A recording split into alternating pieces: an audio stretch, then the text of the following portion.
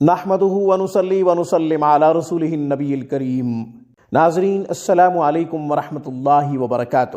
ناظرین، آج کی گفتگو میں ان خواتین و حضرات کے لیے ایک بہترین قرآنی عمل، قرآنی وظیفہ پیش کرنے کی سعادت حاصل کر رہے ہیں جن کی اکثر جیب خالی رہتی ہے، یا یہ کہ پیسہ آتا ہے کوئی پتہ نہیں چلتا وہ پیسہ کہاں چلا جاتا ہے، یعنی گھر میں خیر و برکت نہیں ہے۔ آمدنی بہت زیادہ ہے مگر برکت نہیں ہے، یا یہ کہ غربت ہے، تنگ دستی کا شکار ہیں، رزق کا کوئی وسیلہ پیدا نہیں ہو رہا۔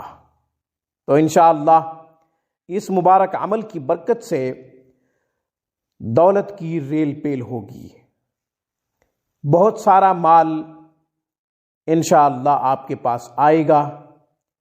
جب زیادہ مال آئے تو اللہ کا شکر ادا کرتے ہوئے اس کی مخلوق پر اللہ کی رضا کے لیے اللہ کے راستے میں ضرور خرچ کریں۔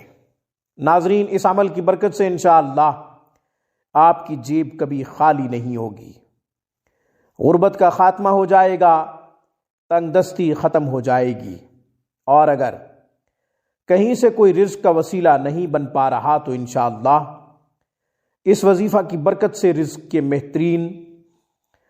کے بہترین مواقع پیدا ہوں گے، رزق فراخ ہوگا۔ اور اگر کاروبار کر رہے ہیں تو انشاءاللہ کاروبار کو عروج ملے گا، کاروباری بندش ختم ہو جائے گی، کسٹمرز خوب آئیں گے، گاہکوں کی لائن لگے گی، دنوں میں انشاءاللہ آپ اس منزل کو چھو لیں گے جس کے آپ متلاشی ہیں، وہ منزل پا لیں گے جس کی آپ کے دل میں حسرت ہے۔ تو ناظرین، یہ عمل ضرور کریں۔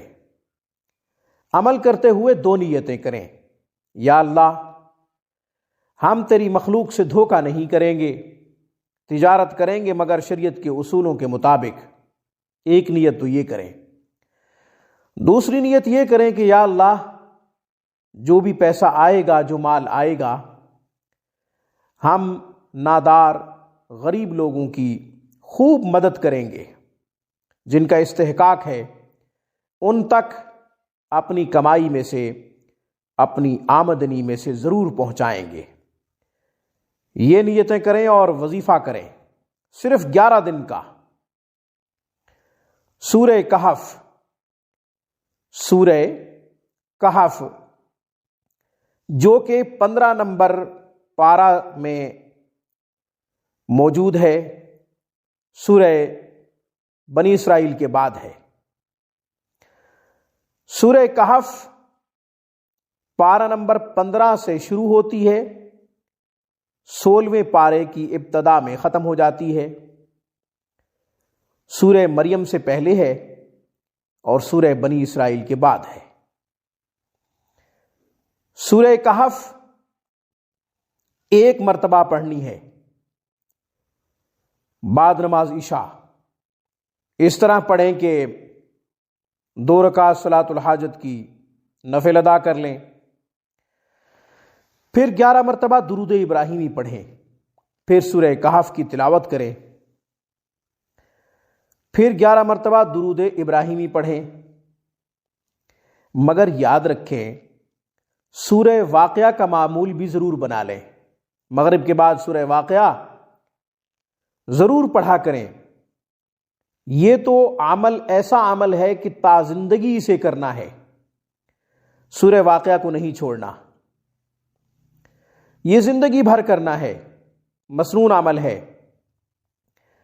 حضرت عبداللہ ابن مسعود رضی اللہ تعالیٰ عنہ نے اپنے بیٹیوں کے لیے کوئی درہم دینار نہیں چھوڑے، سورہ واقعہ انہیں یاد کروائی تھی، اور بڑے بے غم تھے۔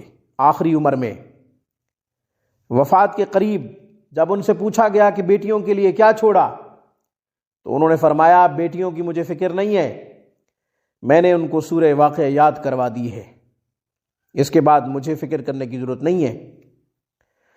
سورہ واقعہ مغرب کے بعد پڑھیں اور عشاء کے بعد سورہ کہف پڑھیں۔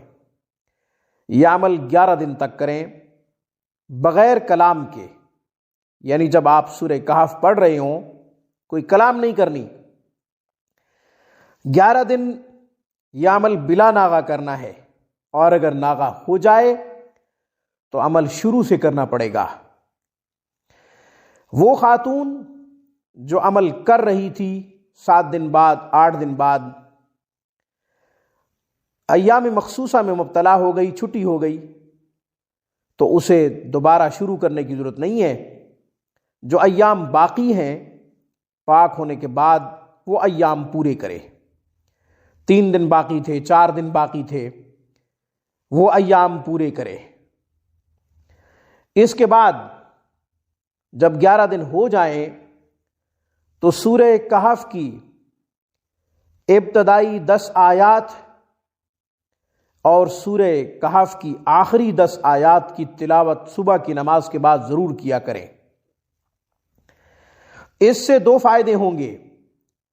ایک تو غربت ختم نہیں ہوگی، تنگ دستی، ایک تو غربت ختم ہو جائے گی، معاف کیجئے گا، ایک تو غربت ختم ہو جائے گی، تنگ دستی ختم ہو جائے گی، رزق کی بہتات ہوگی، نوازشات کی بارش ہوگی، دوسرا دجال کے فتنے سے محفوظ رہیں گے۔ دجال آج کل کے زمانے میں دھوکے بازوں کی صورت میں موجود ہے، بہروپیہ، جن کے 2 رخ ہوتے ہیں، سامنے کوئی اور آتا ہے مگر چھپا ہوا رخ کچھ اور ہوتا ہے۔ تو ایسے بہروپیہ لوگوں سے آپ بچ جائیں گے، دھوکہ بازوں سے بچ جائیں گے، چال بازوں سے آپ بچ جائیں گے، رزق بھی خوب ملے گا، غربت ختم ہو جائے گی، تنگ دستی ختم ہو جائے گی، فقر و فاقہ جاتا رہے گا۔ سورہ کہف جمعہ کے دن بھی پڑھ لیا کریں۔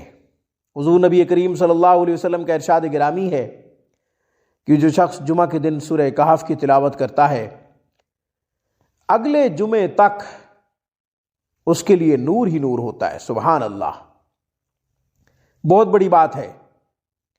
اس لیے قرآن کی تلاوت زندگی کے معمولات میں شامل کر لیں۔ قرآن ساتھی ہے، دنیا میں بھی، آخرت میں بھی، قبر میں بھی۔ جب انسان اکیلا ہوگا تو قرآن بندہ مومن اور عذاب کے بیچ ڈھال بنے گا۔ آج کی گفتگو میں بس اتنا ہی۔ السلام علیکم ورحمۃ اللہ وبرکاتہ۔